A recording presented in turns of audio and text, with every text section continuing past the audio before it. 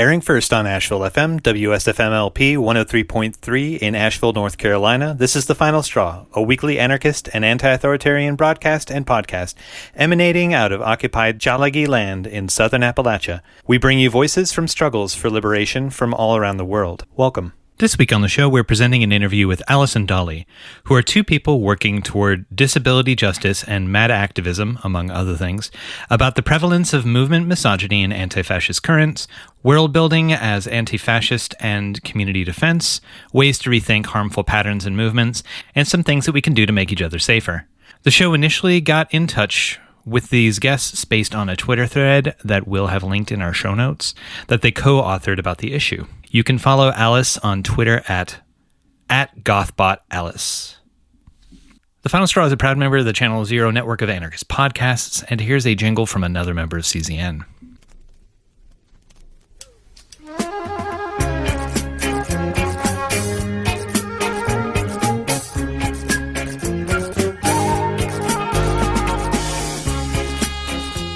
You're listening to Dissident Island Radio.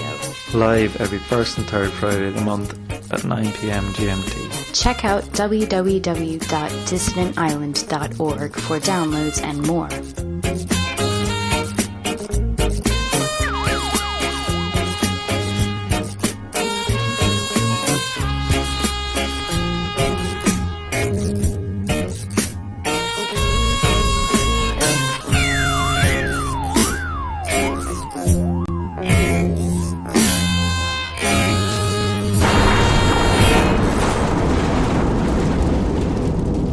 One quick announcement, there is a link in our show notes where you can find out more about the recent escalated repression of Kevin Rashid Johnson, who is the Minister of Defense for the Revolutionary Intercommunal Black Panther Party, formerly in that position of the New African Black Panther Party.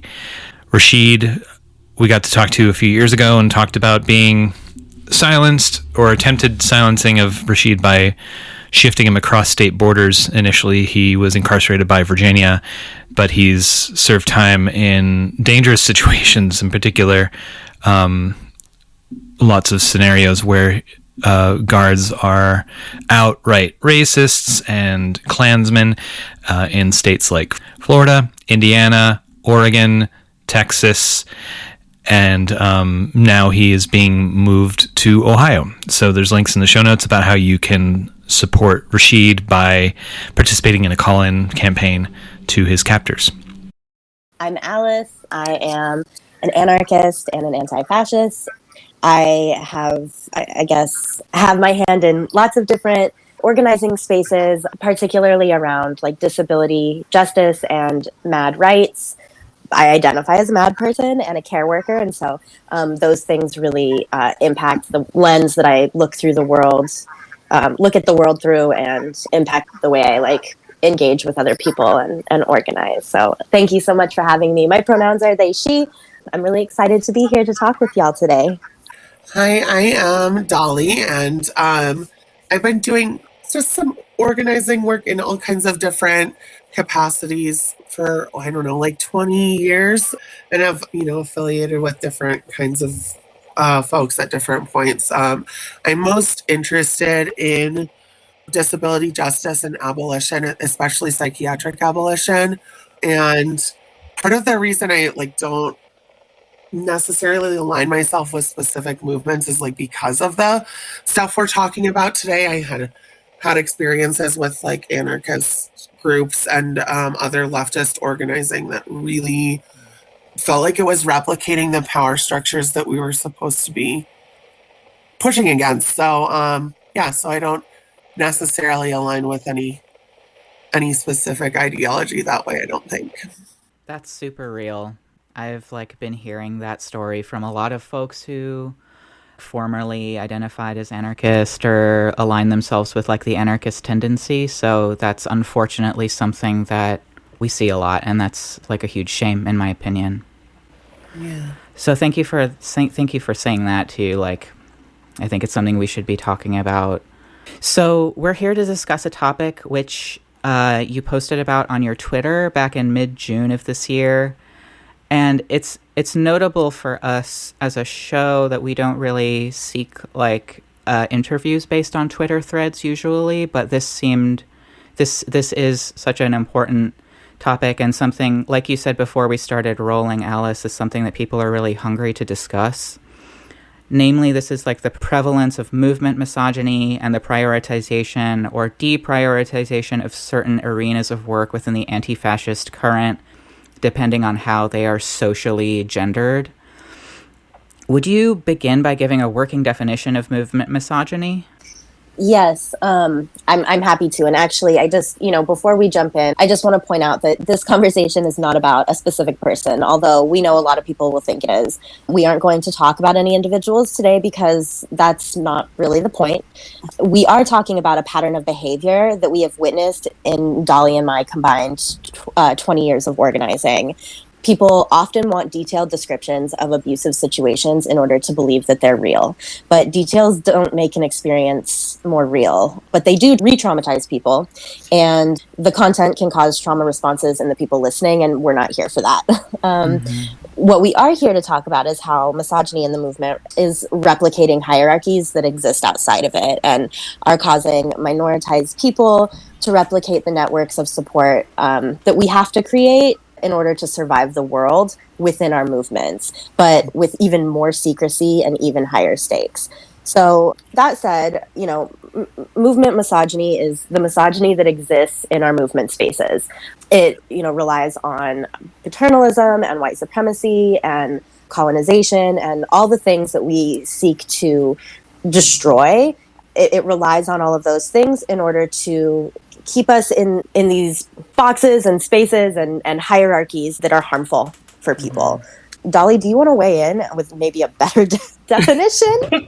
So I think misogyny, for me, has like a strong connection with policing. That like misogyny is sort of a way that we police people's labor, that we police people's access and things like that to information, power, all of those things within our society. And so it becomes embedded in our sort of like practices and our institutions. And so it disappears. And because we're so used to participating in it in other places, that's why it shows up again within our movements. Yeah. I was really excited to talk to you all because I thought in the post that sort of got us all in touch, you give a lot of very concrete examples of how this shows up in organizing work. And I mean, I hope in our conversation we can like get into different specific spaces, but maybe like because it was specifically in terms of anti-fascist work, which is something that gets a lot of attention and people don't quite understand, maybe you could talk a little bit about like how it shows up specifically in that kind of organizing. Absolutely. So I, like most things I do, I value collaboration, and actually Ďaľi helped me write that thread. And so I think it's important that as we're discussing things like this, that we sort of remind ourselves that like these discussions are meant to happen collaboratively, because that's how the impact is made. So in terms of how this is showing up in anti-fascist spaces, so I think that there are hierarchies in anti-fascist work that exist. I think that the work that is glorified and prioritized is the research piece of it, the doxing piece of it, where that is invaluable work. I think that it's not the only anti-fascist work that's out there, but it's the work that is primarily, it's the stuff that's getting people's attention. It's the stuff that's respected. When there's also all kinds of other anti-fascist work that's happening that is deprioritized, I think. And, like I mentioned in the thread, and folks who follow me on Twitter will know, people who know me know that I think that like care work is anti-fascist work because of how damaging anti-fascist work is on our minds and on our bodies and on our outlook. That in order for people to maintain and be well in this work, we rely on the care workers, and care workers really don't get a lot of respect and support.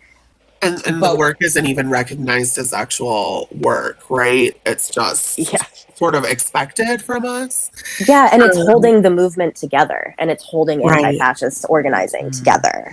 And then I think the other part of that for me is that we both care a ton about care work, and then world building is so important to me. And I feel like when I was young in movements, I was, I'm still, don't get me wrong, I still have a lot of rage, but I had all this rage, and so movement building to me was about, like, where can I put this anger that's, like, the right place to put it? And so it showed up, a lot of my work showed up as, I guess, things that people typically associate with movement building. And then there was a shift for me because in those spaces, they were so dominated by white cis man energy that I shifted my approach, and like world building has been like so much more of my work since then. And it's often not even seen as like even part of the work, I think.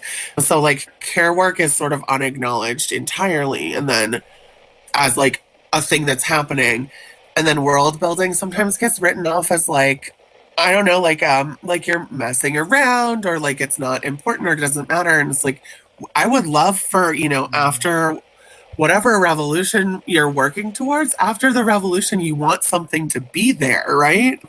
And if we don't make a plan for what that world looks like, then we're just going to replicate the same shit, which is just kind of what we're doing. Yeah, and also, I mean, revolutions aside, I don't even know if something as clear-cut is going to happen, but, like, we need stuff to be in place now. Like, there are so many people who don't have their needs met, who don't have housing, who don't have adequate food or water or anything like that, who are just being, like, systematically crushed by existing systems. And I think we're going to talk, we really want to talk more about world building, but for any listeners who are maybe unfamiliar with the term, would you give just like a couple of examples of what you mean by world building? Yeah, so world building can look like, mutual aid. It can look like creating, spaces for people to like live in community with each other. It can look like developing relationships that sort of resist the hierarchies that unbelong people. It can, and anything that creates something alternative to the way that the sort of hierarchical structures are working now. So anytime we're able to build something that can give us sort of freedom from those institutions of power, or something that resembles freedom from, I don't know if it's possible to just be free from them at this point, right? But something that resists that keeps people cared for and safe and creates the space that we want to live in, whether that space is digital or in real life or otherwise. I was thinking, as I was listening to you speak about this, like, so one of the things that you opened up with, like, movement misogyny as a kind of policing that and a way that are like, anti-authoritarian spaces replicate the structures of authority that we are trying to resist. It's also similar, it seems like, in the way that care work gets invisibilized, in like capitalist labor, right? Like the feminized labor of housework, or like networks of care that we rely on just to like survive. And then that work in movements also just gets shunted aside, deprioritized, or treated as if it's not important, like as if we're actually like on the verge of revolution or something, and like we all have to just be like, I don't know, like manly warriors or something. And that really irks me a lot, especially when like plans are being made for any kind of specific like organizing thing, that people want to focus so much on this one aspect of the thing that makes the space kind of uninhabitable in so many ways. And one thing in what you both wrote that I really liked was thinking about care work as self-defense too, because anti-fascism is often seen as a form of self-defense, right? Like we're protecting ourselves against fascists. So I was wondering if you wanted to expand a little bit on that, the way that care work is also a kind of self-defense.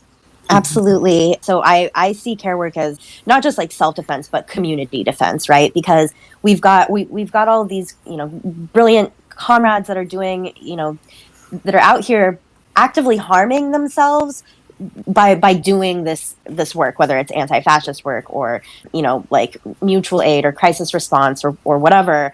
It's hard. It takes a toll on us. And to act like it does a great disservice.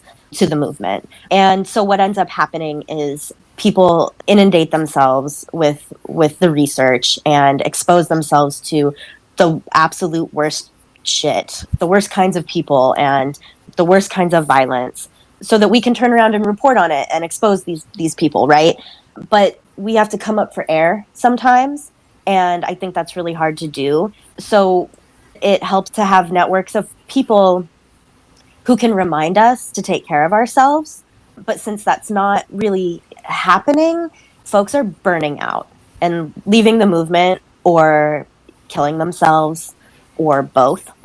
We're losing people. We are losing people because the work is so awful and harmful. And so when I say care work is community defense, what I mean is that who are folks relying on when things are so bad and so painful? Well, we're relying on our friends that normally step into care work roles, right? And in a way, I see care work as community defense because it helps keep our community well so that we can sustain in this work, so we don't burn out, so we don't kill ourselves. Does that answer your question? Yeah, totally. Yes. Thank you. I'm wondering if you would be willing to talk a little bit about sort of the circumstances that led you into like writing the Twitter thread. If not, that's totally okay, and we can move on to another question. But just so like folks can get a sense of where your mind is at with that. Yeah. Yes, I'm happy to speak on that. So it was supposed to be it was a weekend of celebration, but also ended up being kind of I experienced a mental health crisis, and Dolly was with me actually, and was able to be supportive. And I think like the things that contributed to us wanting to write this thread were the things that sort of contributed to my mental health crisis, which is just feeling burnt out and really frustrated with the way people are treating each other, and sad, like really sad for my comrades and for myself. And I'm somebody that experiences really big, intense emotions. That's part of my madness. That's part of my mental health experience. It's, one of the symptoms that shows up in the DSM under my psychiatric labels. So it's like, that's something that I sort of navigate the world with an understanding of. And so that means that the good things feel really, really, really good. And it means that the bad things feel really, really, really bad. And when I sort of started to come out of that sort of crisis space, I told Dolly that I wanted to write something about this because it was just in my head, and we had spent days talking about it as it related to like, personal stuff, but also generally, because like none of this stuff happens in a vacuum. So, we got some lunch and we sat down and we cranked it out, and we didn't have any idea it was going to be so well received. So that was nice, because we did spend some time on. I mean, we were very intentional about it, and we thought about making it a blog, but we know nobody clicks through. They'll read 37 tweets, but they're not going to click through and read a blog. So it was, Dolly, do you want to speak more to that? Yeah, it's like such an interesting, the thing that sort of created us doing this was like a great example of a ton of the things we're going to talk about today. So like we were getting together specifically so that we could do like celebratory things, like experiencing joy and making sure that was like part of sort of our political experience too. And then like, I don't know, we're both mad people. So like crisis is just sort of like always on the table. So I don't think it was like unexpected that some crisis stuff was going to happen, but we were reflecting on how often that crisis isn't created by like the state or like the things that we would think it would be created by. Like I think our madness, like we are disabled by like the state and the way that structures are set up, but I don't think that those things cause disability for us, but the things that cause us like pain and crisis are all the things that are happening with our comrades. And that felt very bad. That felt bad. And then we started reflecting on all of the times that things had happened, all of the ways that we've had to like become someone new or move into a new movement space or keep big, scary secrets and only talk to each other, like literally just each other, and how that's like not the point. Like I don't do any of the organizing that I do to feel that way. And we feel that way too often. And I think it's not just us, and the number of like Black and brown people and femmes and mad people and other disabled folks that just get trampled on by the movement is really disheartening. And so we wanted to bring it into a conversation, not so that we could, point fingers or anything or blame people, but so that we can talk about like the whole point of this movement building is to address these issues, right? And we should, like, we know we'll make mistakes and we ought to be able to adapt and change. But a lot of what we've seen is that anytime someone's behavior is challenged, they can like take a break for a little while and then make a comeback, or like there's no real accountability process. And we're not doing an accountability process for this bigger issue of how our movements make this possible.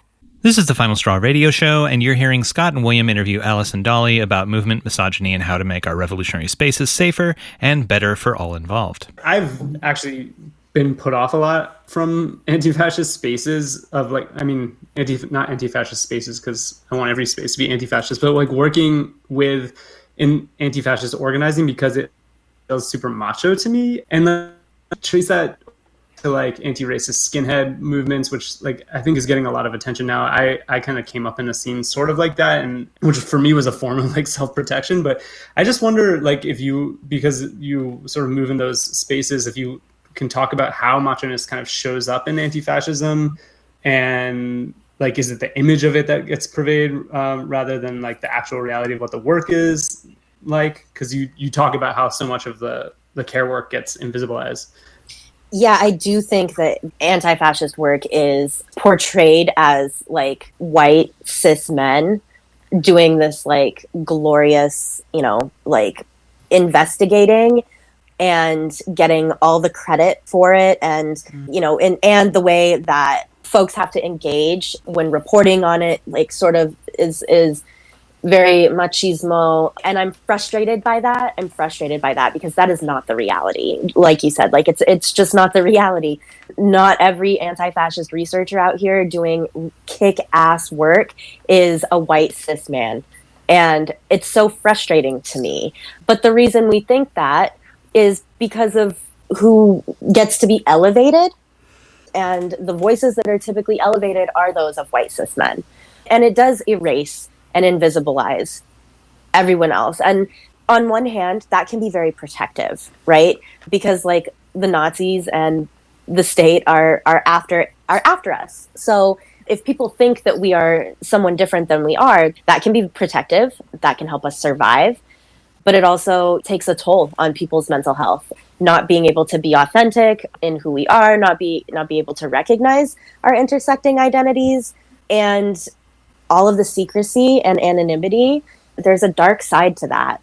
One, it helps protect abuse that's happening in these spaces because we have to remain so secretive, but also it's isolating, and isolation kills people.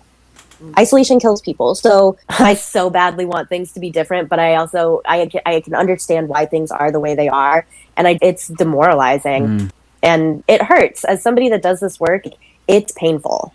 I want to call out something really specific, I think, that I see happen, which is around sexual relationships, is that I think that oftentimes young femmes are brought into the movement by a partner, or they come into the movement and then there's someone who kind of swoops in, and I'll let Alice talk about 13th stepping in a second, but that's what we call it. But I think that there's these power dynamics that show up that very directly replicate the power dynamics of sexual abuse, and that secrecy is this core component of it. So when you already have a need for secrecy, we have to be exceptionally careful about how power gets used in those secretive environments. And we ought to be doing things to protect people that have been targets of abuse in other parts of our lives, and making sure that those secretive or anonymous or confidential spaces are actually safe for us, because otherwise then we replicate things like sexual abuse. And whether it's like something sexually abusive is actually happening, we replicate that dynamic where there's no one you can go to, there's no one you can tell, and you're going to lose your family, your comrades if you talk. And then you're just going to be out on your own. And so that setup is already existing because of the level of confidentiality we have. So if we're not doing things to address how power is showing up internally in our movements, then we're going to just replicate that power dynamic of sexual abuse. I think y'all both bring up such an important point, and I think as anarchists, and I know like not all anti-fascists are anarchists, and I know that there's like a situation there or whatever, like there's a discrepancy there, but there's this like tension between, you know, the secretive nature and there needing to be a secretive nature, but how that aspect to anti-fascist work really feeds this other extremely toxic and harmful and potentially fatal other sort of like sexual predation dynamic, which is totally a huge problem. I'm not being super articulate right now, but like I think it's such an important point that like these two things are true and these two things like need to be teased apart as soon as possible. So thank you for bringing that up. I agree. I also think, you know, yeah, things definitely need to be teased apart. I think like when we're, you know, if you want to start organizing with someone or you have an AG or whatever, like before any actual organizing happens, like sit down and have a conversation about everyone's collective ethics. Like if we are not all ethically aligned, then people are going to come in and like fuck shit up and destroy the good work and destroy the people doing the good work. And we should be talking about our collective ethics anyway, and we should be interrogating within ourselves and within each other why we feel the way we do about certain things. Like that is how we grow and learn, and it should be central to, you know, being in community with people. And if we say that we have a collective ethic around protecting each other, right, we protect us, then we need to like be about it. We need to protect each other from each other sometimes. Yeah. I also think it's okay for there to be conflict and for us to struggle and make mistakes too. If we have those collective ethics, then we have something to hold each other to, and they have to be stated. Yes, absolutely. Dolly, you mentioned 13th stepping. Yeah, I want you to talk about that because you're better at talking about it than me. So in 12-step spaces, AA, Alcoholics Anonymous, NA, all of it, there's a thing called 13th stepping, or the person would be the 13th step predator. And the 13th step predator is the person that's been in the rooms for a long time and preys on the newly sober people coming into the rooms. And Dolly and I really tried hard to find another term for this kind of person and this kind of thing that happens, 13th stepping, but we feel like it's actually perfect. It very perfectly describes what is happening in our movement spaces. And like, this is not specific, right? Like none of this stuff is specific to anti-fascism. That just happens to be like the space I have a hand in or whatever, but also like it's all over movement spaces. It's in disability justice spaces. It's happening in anarchist spaces. It's, you know, it's happening in the fucking DSA. It is happening. And so 13th stepping would be someone that maybe has more clout or social capital or has been in the movement longer or knows more people or whatever, taking advantage of newer folks coming into our spaces. And it's fucking gross. And now we have a term for it. So when it shows up in your space and when you're seeing it happen, it's got a term. It's called 13th stepping. And we should be like acutely aware of who those people are and how they're doing harm to our movement and to our comrades. I think there's this, right? There's the piece of like, identify when that individual is doing it. And then also we need to be making sure that we're not making that possible for people to have that kind of like power, and that the only way to get close to that power is to be like anti-fascist girlfriend, you know, or whatever. If it's an abolition movement, it's to be like abolitionist girlfriend. So like there need to be pathways for all people to share power in our movements. And so anyone getting into a position where they're going to have that kind of power also might mean something is going on in the movement space that we want to address. And then we want to talk with people about like, oh, like power in and of itself isn't bad. It's what we do with it. And so if someone does gain that level of power, they ought to be finding ways to redistribute it. And if they're not doing that, then we create these dynamics and they're always going to exist. This is the Final Straw radio show, and you're hearing Scott and William interview Alice and Dolly about movement, misogyny, and how to make our revolutionary spaces safer and better for all involved. I mean, I just want to pull on some of this because, like, one of the things that you're talking about that I think is really important is, like, entry points for people to get into this work. If we have this vision of, like, a different world and we're building it, like, we want people to join our movements, right, in our spaces, in our community. And like, I'm not against like an erotic introduction to things, right? Like if you like come in because you're like crushing on someone and they introduce you to that. But I think like you're pointing out something really important in like the way that the culture of secrecy can create these power dynamics that isolate people who come in through spaces. And then the other thing that what you're saying makes me think about is how the sort of like terminology and languages that we use within our like anti-authoritarian, anarchist, anti-fascist spaces about how we're supposed to conduct those can be armed to protect like power abusers, right? In various ways, and particularly around calls for accountability, but also just in simple things like we need to be so secret that no one can ever like know anything we're doing and no one can join in. But yeah, so I'm trying to think of like how to frame this as a question. I think like, how do you see ways, like, do you have concrete examples of ways to counter that kind of isolation that can come in with joining movement, or like ways that we can invite people safely and securely without like making a fetish of secrecy? This is a good question. This is also a hard question because I am one person and I do not claim to have all the answers to this. I'm just an observer. And I have a lot of opinions, and I'm sick of seeing people I love get hurt.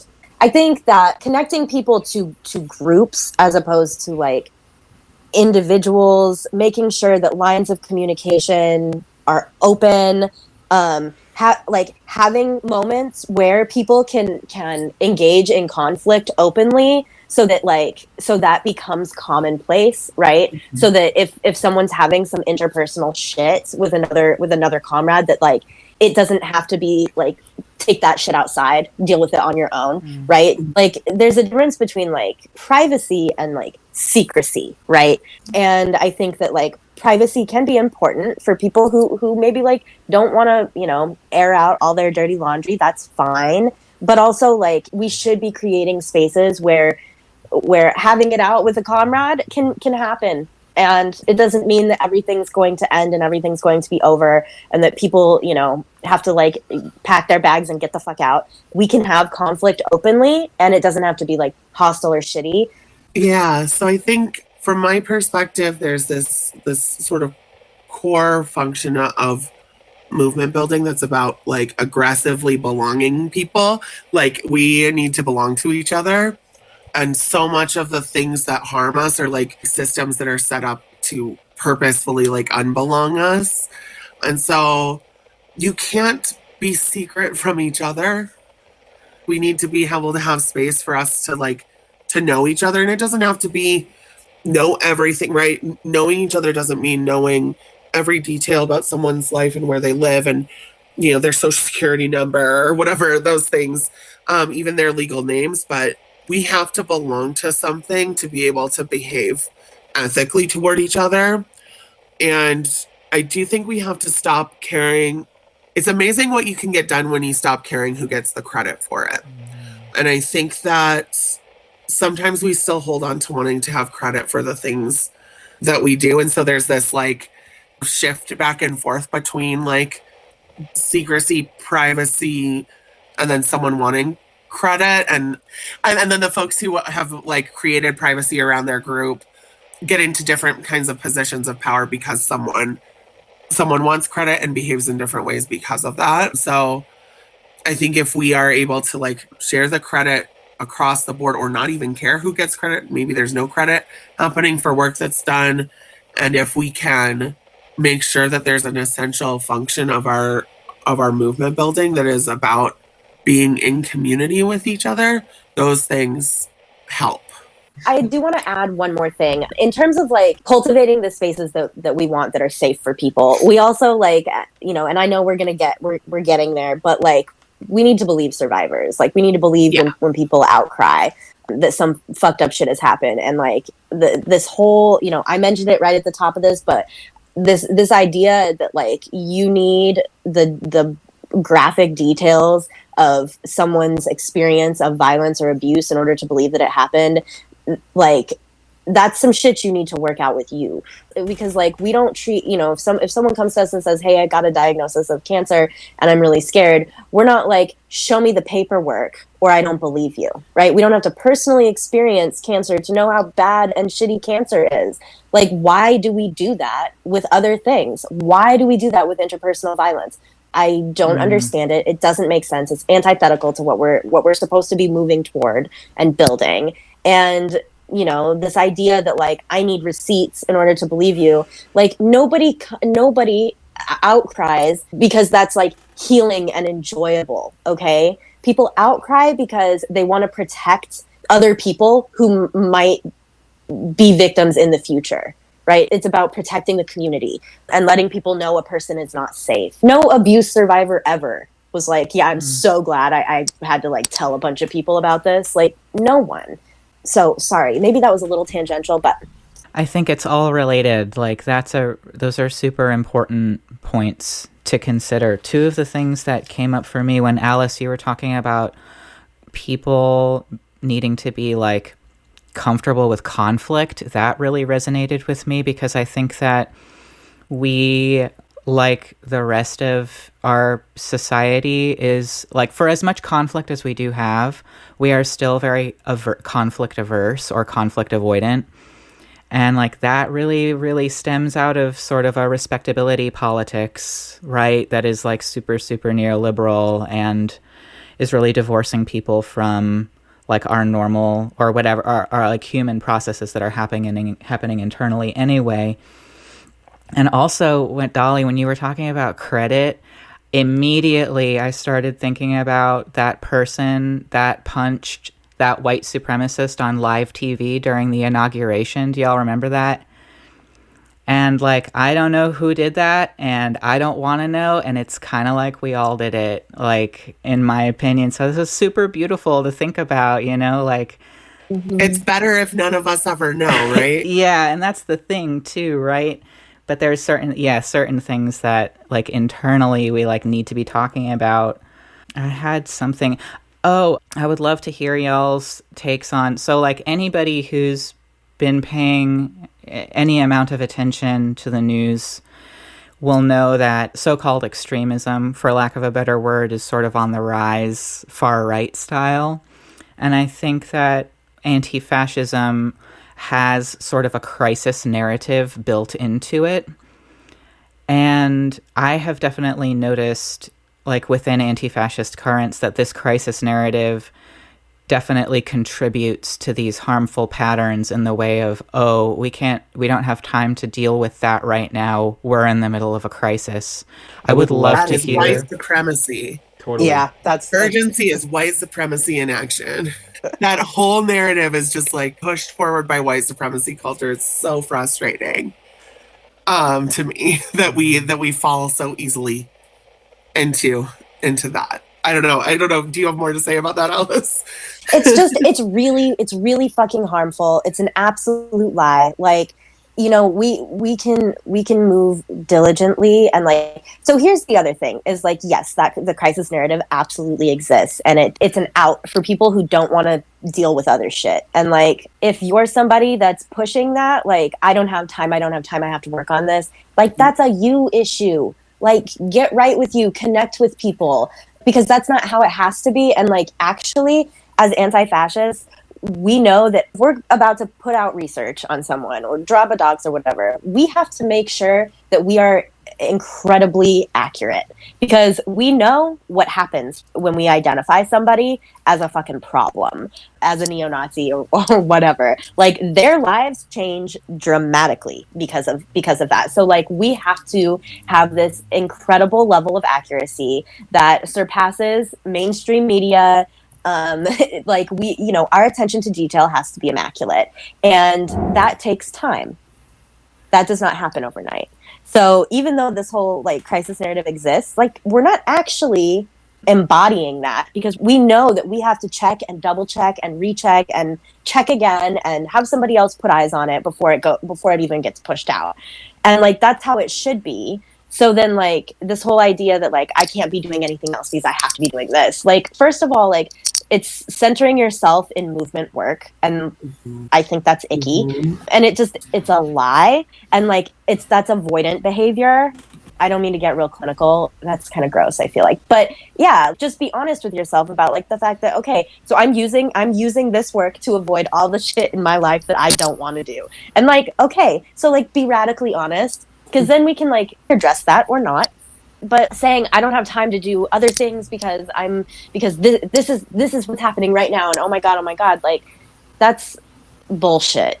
I reject that. I just want to talk about Tema Okun's work on white supremacy culture, because just so many of the things we've just talked about in the last few minutes are on this list of the kind of components of white supremacy culture. So I just want to read them, because I think what this article does, that I'm going to reference, and I think we can add it when this gets published, we'll send a link or something, but it's about white supremacy culture and the characteristics of it.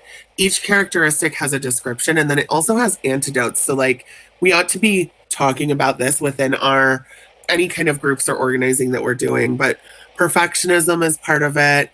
Then sense of urgency, which I feel like is a huge part of this, feeling like there's this crisis and we have to act now. Defensiveness, where we want to protect the people that we care about, and we'll do that even in the face of like seeing evidence that they maybe are not doing the right things. Quantity over quality, so, you know, pushing work forward so that you're doing more of it. Worship of the written word, which I think is deeply connected to the fetishizing of doxing, which I think is really important work. I'm not saying we shouldn't be doing that, and I think that has a connection to some of the academic nature of like anarchist and anti-fascist spaces that is not always helpful. Thinking there's only one right way, paternalism, either or thinking, power hoarding, fear of open conflict, individualism, I'm the only one who can do this thing, progress is bigger and more, believing in objectivity, and the right to comfort. And those are all the things we're talking about, is that like those things are harming our movement. And it's because we're replicating white supremacy culture. Yeah, I think that's so important. Like historically, you know, like the gay liberation movement and like black feminist movements pointed that out. Like when you prioritize like one aspect of struggle and then secondarize like, you know, something that often gets called like a kind of identity thing, then you're like leaving all these people out of the quest for liberation. And so it's important to call that out as white supremacist. But the other thing that it makes me think about with the crisis narrative, going back to what you were saying, sort of like ways that we replicate the world we're fighting against, like this idea that we have to like constantly be working and like burning ourselves out with no moments of rest or joy is also replicating all those aspects. And that, I think, is what goes into the erasure or diminishing of the importance of like world building and care work, because like no one can actually live that way. And when they are living like a semblance of that, are relying on these networks of people to prop them up, usually, who get invisibilized. So, I mean, to make this like a kind of positive question, like you talk about like the need for joy, and I wonder like what that could look like from an anti-fascist perspective. Like, how do we push against this like thought that we have to like things are so shit? Like, how do we push against this thought that all we have to do is like fight against it, that we can do something else to kind of celebrate or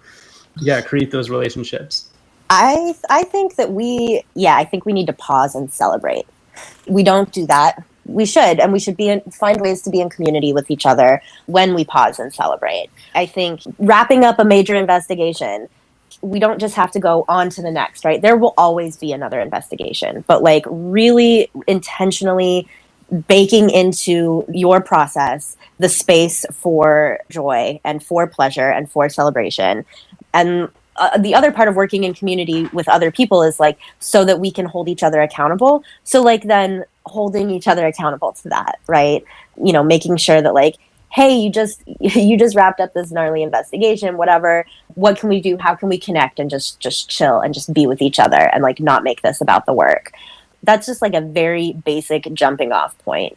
And actually, Dolly, do you want to speak to like, I love your thoughts about this. So I want you to speak on this. Yeah, I think that, so like creating intentional spaces for joy is really important. And then there's something that happens maybe before that too, or alongside it, which is about having an accountability for our healing, because we all have to heal from all of this stuff that we're also like fighting against. And that's so deprioritized. We don't even talk about the fact that this impacts us and that healing is important or matters. It starts first with us, but healing doesn't happen individually. Healing happens in relationships, because relationships are also where harm is enacted. And so building strong, close relationships that are built around shared ethics and care is sort of the starting place for me. And then I think there's just like great value in like things that feel good too. So like we should be thinking about like sex or substance using in ways that are like fun or helpful or meaningful to us, or having like people over for dinner, feeding each other is important. I think that like touch is super important, whether it's sexual or not sexual touch, just creating spaces for our bodies and our minds to experience joy, and like creating a setting where joy is the likely outcome instead of just creating a setting where we're dealing with like fighting and resistance, because joy is also resistance. Like if you're experiencing joy, like for me, experiencing joy as like a like mad disabled person, like that is already resistance, because this is a world that was set up for me to feel joyless. It was set up to take that away from me. And I think that's true for all of us in some ways. So that should be a sort of central component of our organizing also. This is the Final Straw radio show, and you're hearing Scott and William interview Alice and Dolly about movement, misogyny, and how to make our revolutionary spaces safer and better for all involved. I love that so much. I also really love that. And an excellent question and an excellent answers. It was super, super provocative. While y'all were talking, I was really thinking about two sort of older utopian novels that at least like anarchists that I know really love. And the first is The Dispossessed, and the second one is Woman on the Edge of Time. Yeah. And I think those two books, first by Ursula K. Le Guin and second by Marge Piercy, really show that like a liberated way of being that is divested from the state and is divested from cis hetero white patriarchy is constant work. You know, you constantly have to be interrogating, you constantly have to be working at it, but you also, and those two novels do such a good job of being like, and you also fucking party, you know, or you take space, or you don't do the work, and that's an integral part to people's life ways and people's sort of ways of being. So that, thank you so much for that. I think that's something that we're really missing. The whole like workaholism tendency to sort of internalized white supremacy structure is something that infects everything. I do want to mention that I think ideas about this are not like, first, they're not mine. A lot of ideas about this kind of world building come straight out of Black queer femme work. Adrienne Maree Brown does a lot of great work around this. Audre Lorde, folks like that. So just to be clear, as usual, Black queer femmes have really paved the way for this, and we haven't been doing it right in other spaces. Yes. I love also that like the way that you emphasize the, creating situations where the outcome would be joyful or celebratory. Like it points to a kind of, I guess, like something that we overlook a lot because like, anti-fascist has in its word, like the negative, right? Yeah. Anarchist too is like, it's against stuff. And we're like, and like, for me, part of anarchism is wanting to destroy the order of this world. Like I want to elaborate an anarchism that has like positive ideas to it, like not necessarily blueprints, because I think that's where we get in problems. And like, yeah, I think maybe, I mean, I don't know if anti-fascism has the same space for that, because it's maybe more specific in terms of a tactic than anarchism, but yeah, like thinking of these ways that we engage our life as creating possibilities, at least, and openings, rather than just like just tearing things down. That was really provocative to me in what you were saying. Yeah, no, I mean, I think we have to focus just as much on building what it is we do want as we do on resisting what it is that we don't want. And like, I think just all of the worst parts of institutions are kind of like set up to keep us moving away from things we don't want instead of moving towards something we do want. And the concept for this comes out of a practice called intentional peer support, where like it's an alternative to like traditional mental health intervention. And it was really, really deeply moving for me to start thinking about what it means to move toward what we want instead of to spend all of our time moving away from whatever is bad. And it changes, even if I might be doing some of the same things, it changes the way they feel and it changes my sustainability in the work. Actually, if I just can jump in for a sec, like what that really made me think about it is another weird way that we replicate these sort of like policing of ourselves and our movements is that I feel like people are so much quicker to judge and criticize those like moments of like release and joy as somehow like based in bourgeois values or something, and then uncriticized all the other kind of work that gets done on the like struggle front. And there is where like, misogyny and white supremacy can creep in because people aren't as ready to criticize the ways that we engage in that as they are in engaging our lives as a space of like joy. Sorry, again, I was just like responding, so I didn't frame that as a question. But it's just like you're helping me think. I've been like really building on in my head a lot. So thank you. No, I always like a discussion where we like create things together instead of one where it's like teaching. So I think we should all be contributing in the ways that feel right to things. I wanted to connect to just like, I think that some of the drive around this is like how much movement building sometimes is connected to college campuses, because I think that that's part of how we end up connecting to, I think that's part of how we end up replicating white supremacy culture, is because there are a lot of, especially white folks, who are introduced to sort of liberation ideologies through education systems, and those education systems and faculty within them and stuff are often not very critical of the like oppressive nature of academia on its own. And so I think there's a setup there for thinking about everything in terms of a critique and study and working hard, and has a capitalist framework around it, because if that's where we're being introduced, or where many people are being introduced to these concepts, they're still being exposed to the sort of problematic nature of how capitalism shows up in academic institutions. Yeah, I think that's a really important point. And that was something else you wrote about, is that a lot of the sort of like ranking of anti-fascist work replicates hierarchies of academia and I guess other institutions that kind of prop up the state. And we think about so much of this like knowledge creation as if it is liberatory in itself, but without thinking about the locations. And so that's really interesting to me too, because like a lot of the visible anti-fascist work that are over, I guess like probably more around like when the alt-right was like really going for it, was happening on campuses because they were getting like speaking engagements, and that I feel like is where like anti-fascism started getting in the more recent years, like media attention. But like that that never like why is that happening? Why is that happening on college campuses, right?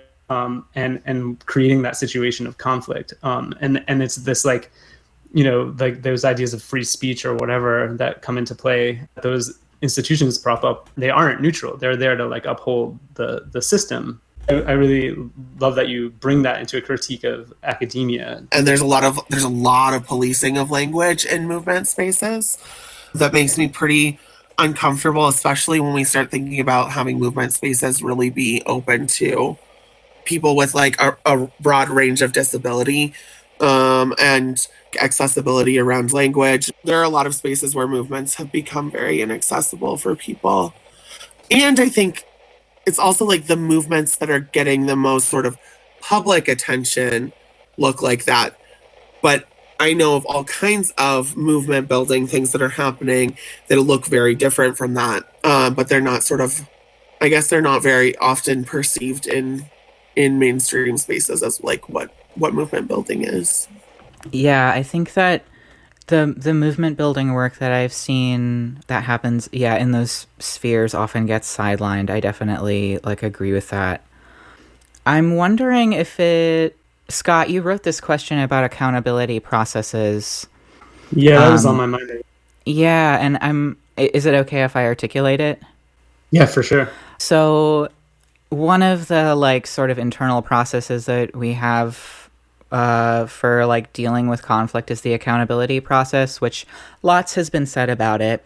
It has a really interesting history and gets used in all sorts of different ways, but it seems that sort of like embedded in the language of accountability is there's still some tools for misogynistic abuse, sort of demanding the care and labor of accountability to somehow prove someone who has done harm has cleared themselves, which to me is extremely punitive and is just sort of replicating the logic of a carceral system. Do you have any insight into the limitations of accountability processes and how, in your view, can these processes be turned into further abuse?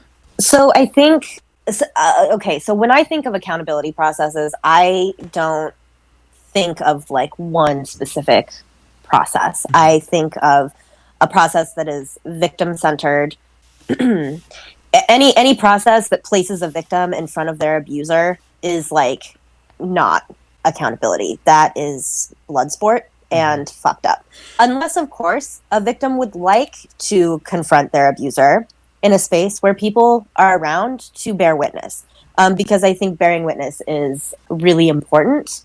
But anything that's like forced onto a victim, I would say replicates all the systems that we've talked about, where a person is forced to like have to prove that they were harmed. I also think that, so it's not a one size fits all. Each situation or accountability process can be unique depending on who is involved, what community we're talking about. I think that accountability should look different and should suit the needs of those who are harmed. And so sometimes, that's sort of based in like educating someone on these are the behaviors that you were exhibiting and they were harmful, and so we want you to, read a bunch of shit and do better. That's like, okay, that's like one way, right? Sometimes what people want is for an abuser to leave the community, and that's okay. And if somebody is really invested in accountability, they will leave when they are asked. And if they're not invested, then they can fucking kick rocks. Either way, like, there's the door. I think other accountability processes can include physical retribution. Like, sometimes an ass whooping is what the situation calls for. And I think, like, as long as these things are victim-centered, that we can make space for all of them. Just because one way worked out well in one situation doesn't mean it's going to work out well in another one. Just because one sort of accountability process didn't work out well doesn't mean that it doesn't have the capacity to work out well in a different situation.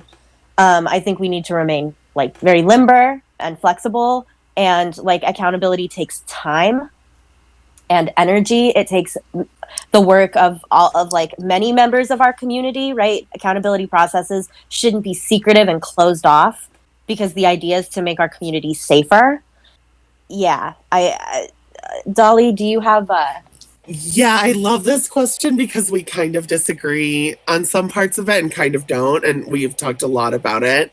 So I want to start by saying, like, I was raised in a world, like I think we all were, where like punishment is sort of so I'm going to say some stuff later that sounds like nice stuff, but I want to be clear that like things have happened, like I'm going to take that person that did this thing to them and shoot them in the street. Like that's my first, like that's where I go. And so I think that it's hard for us to imagine something better than what we currently have. And so I think starting there is helpful, is that like we are all going to have an inclination toward punishment.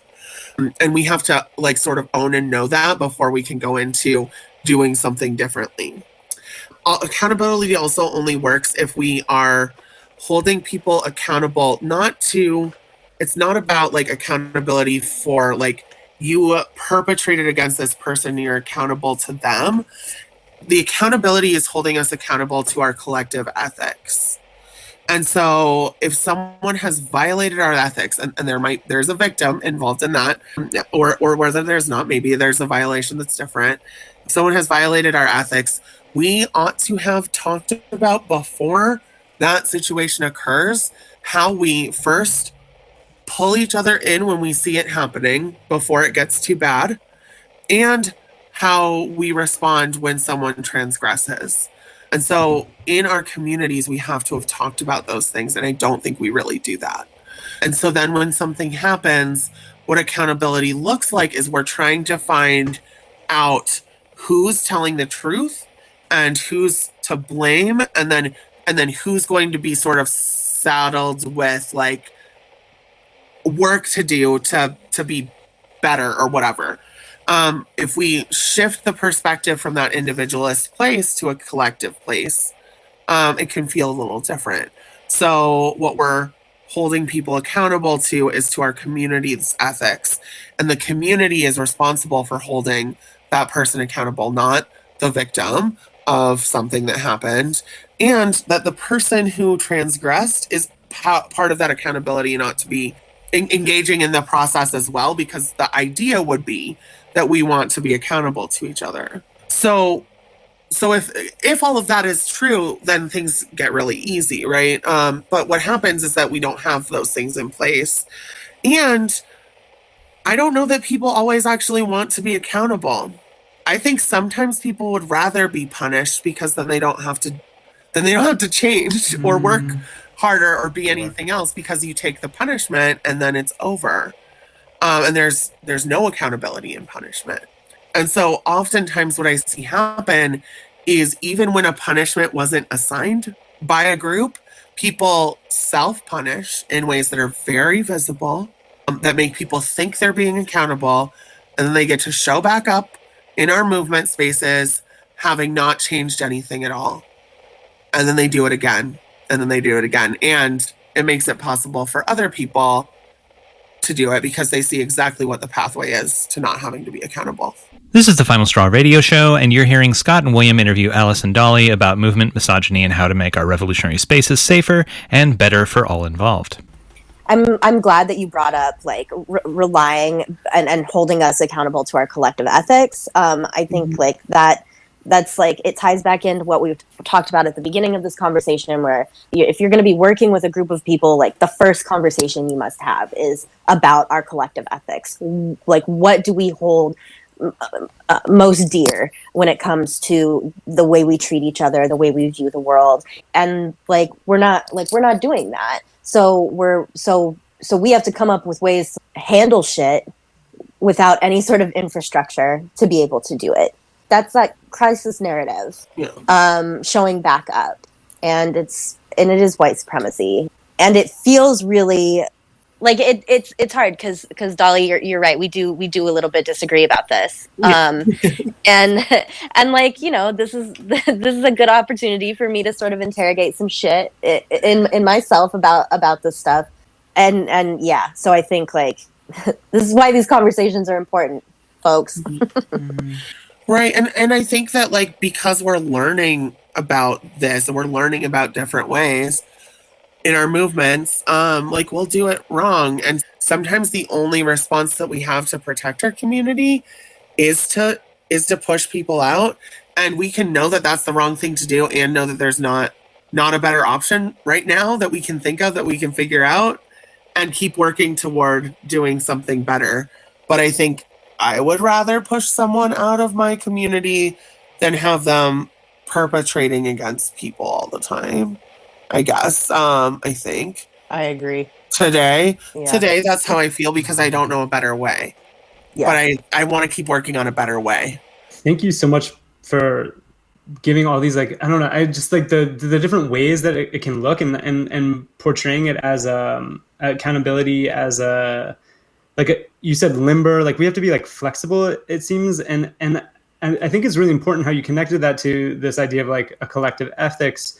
And one of the things that I keep thinking about listening to you both speak is like about how so much of the stuff that comes in, that creates these like conflicts that end up harming and isolating people and driving them out and driving them to self-harm, but potentially are things that like we could try to account for in advance by like doing certain things, like you're saying, setting up collective ethics, and thinking also of those, I think, as like something that would have to be flexible too, not like something wielded like a rule to like shun people or cut people out. And then also just like bringing people into spaces and like checking up on them. I like the idea of also just like care accountability too. We were bringing up a really helpful perspective about like there's like concrete tasks that or concrete things we can do to connect with our groups and our people in advance of the problem, rather than constantly being on the back foot when a problem arises, which always happens, right?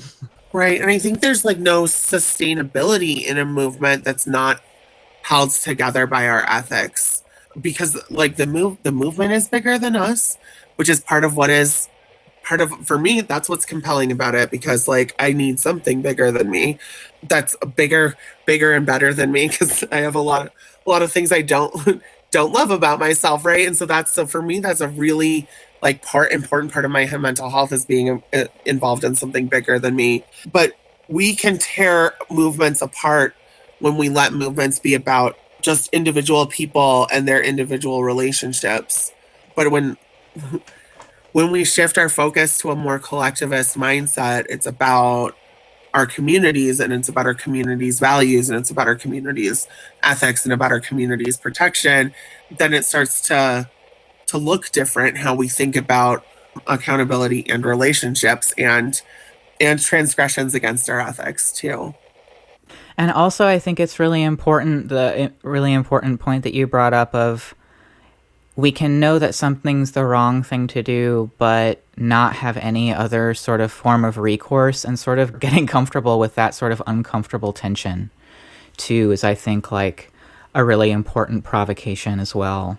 I am looking at time, and I see that we're like kind of running out of time, not urgently, but I would really love to sort of get a sense, like at the beginning, y'all talked that you received a really positive response to this Twitter thread. Would you like talk a little bit more about that, and talk a little bit about sort of any conversations or like thoughts you've since had since posting that thread?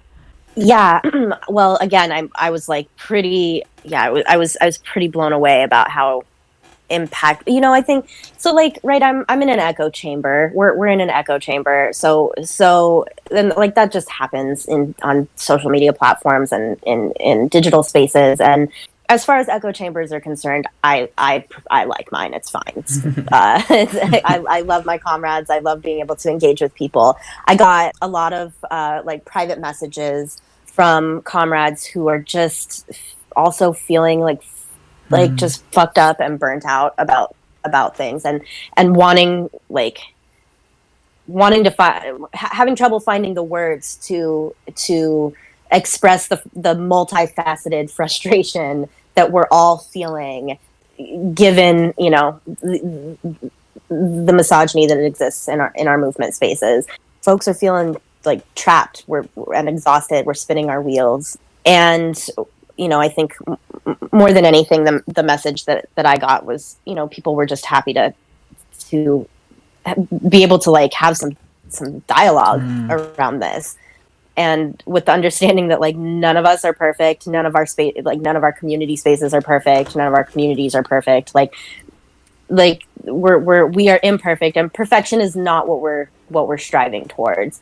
But we would like to feel safe, and like feeling safe should just be like it should almost go without having to say, right? Like we all deserve safety, and lots of folks are feeling unsafe. And it's sad. It's really sad. But we all recognize it. And at the end of the day, I still have faith in the movement. I still have faith in my comrades. I have, I know that this is all really heavy. And, but like Dolly said, like I plug into this work because it's bigger than me. And it as somebody who's like, who experiences madness and experiences like, suicidal thoughts and stuff, this is the kind of stuff that being able to engage and plug into something bigger than myself is the thing that keeps me alive. And I think that's true for many of us, and we all recognize we still have work to do. And so, yeah, I don't know if that answers your question, but the reception was really great. I love everybody that reached out and talked to me about it. I'm overwhelmed by folks' support. It makes me feel hopeful. I don't use that word a lot. I kind of don't like it, but I do feel hopeful. Yeah, we both feel weird about hope, but I just want to say that I think that some of the reception, Alice, is about the like community that you've created on Twitter, where people are engaging in conversations about care work and like the politics within movements and stuff already, because that's the space that you go and that you show up with vulnerability and you model these things. And so like the part of the reason we're getting that kind of reception is that you've created some of the kind of community that like we've been talking about today. And I just wanted to recognize that. Thank you. I appreciate that.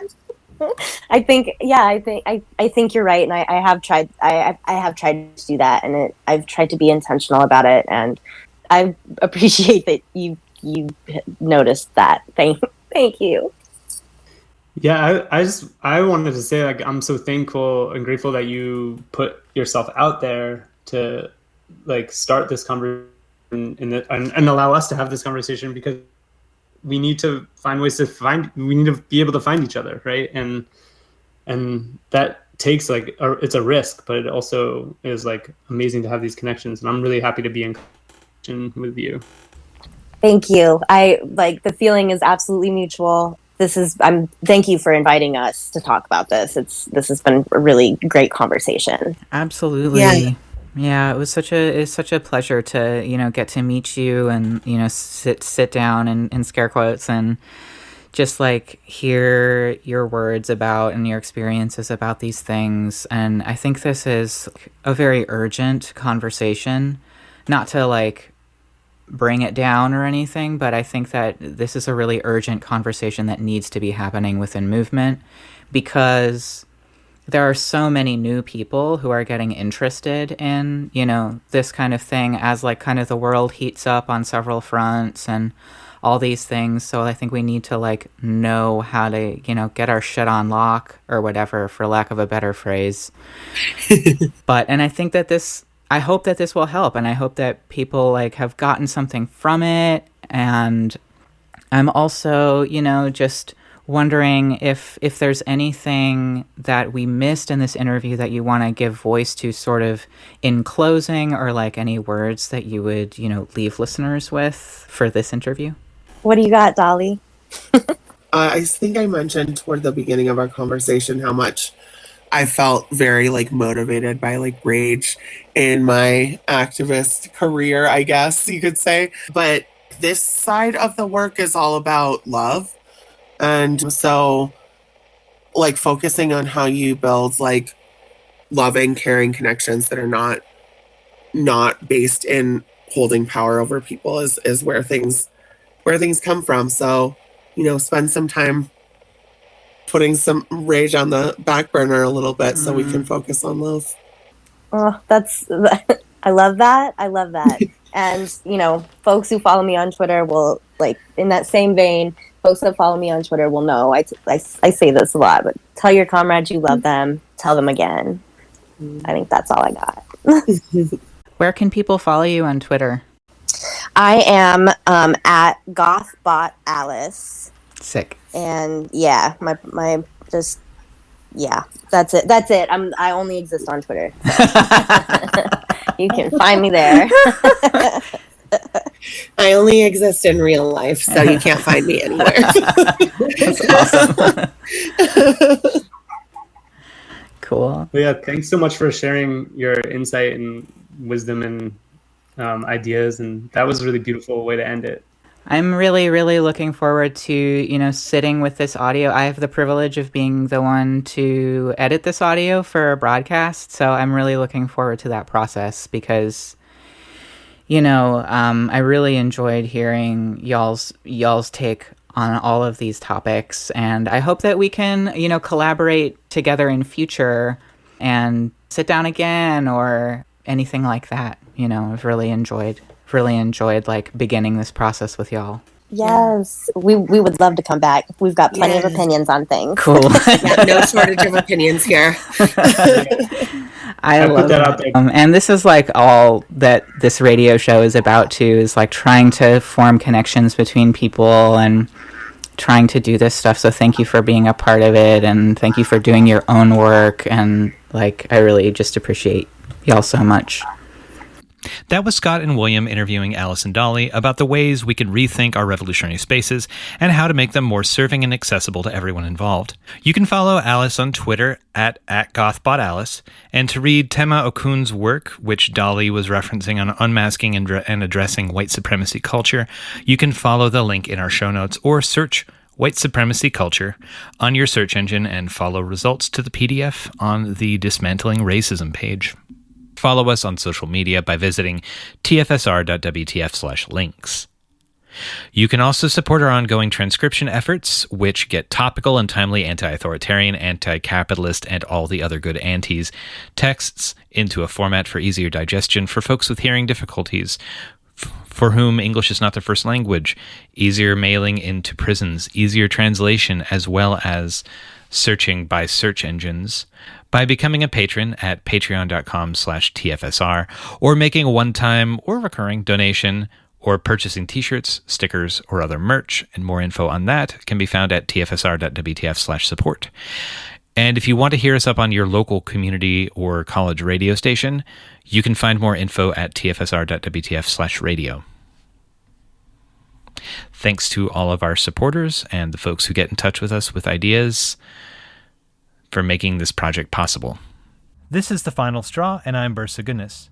This show will later be archived at thefinalstrawradio.noblogs.org, and you can email us with questions and suggestions at thefinalstrawradio@riseup.net or thefinalstrawradio@protonmail.com. If you'd like to use any episode for your project or radio show, feel free to do so. Just send us an email to let us know. If you care to, you can send us letters at The Final Straw Radio, P.O. Box 6004, Asheville, North Carolina, 28816.